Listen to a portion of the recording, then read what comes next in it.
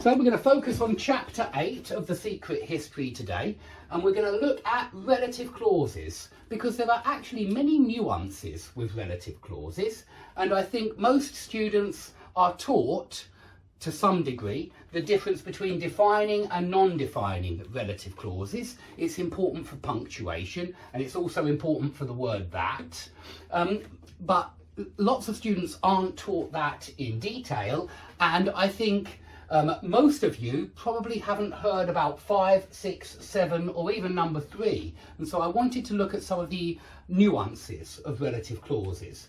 So what is a relative clause?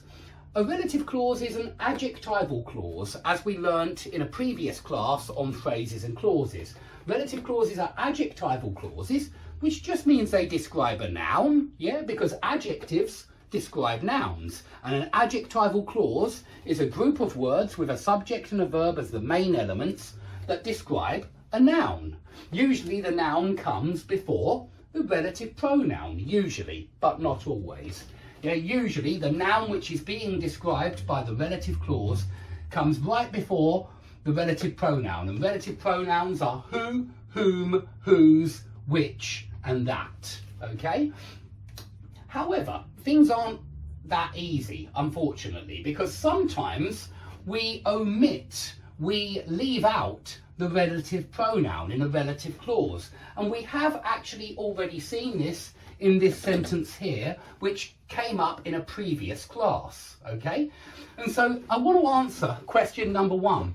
Under what circumstances can we omit the relative pronoun?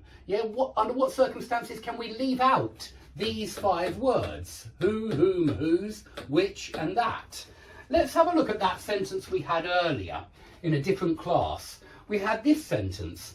They were able, and I think he was talking about poor people who lived, working class people, let's put it like that.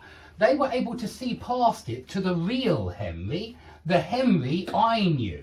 Now in this sentence it did not say the Henry whom I knew, but it could have. The truth is, it just omitted the relative pronoun whom. It just omitted it. So why can we omit whom in this sentence, but in other sentences the who or the whom or which or that can't be omitted? Why is that? So let's answer that question first. If the relative pronoun is the object of the verb in the relative clause, then it can be omitted. And this is really for defining relative clauses only.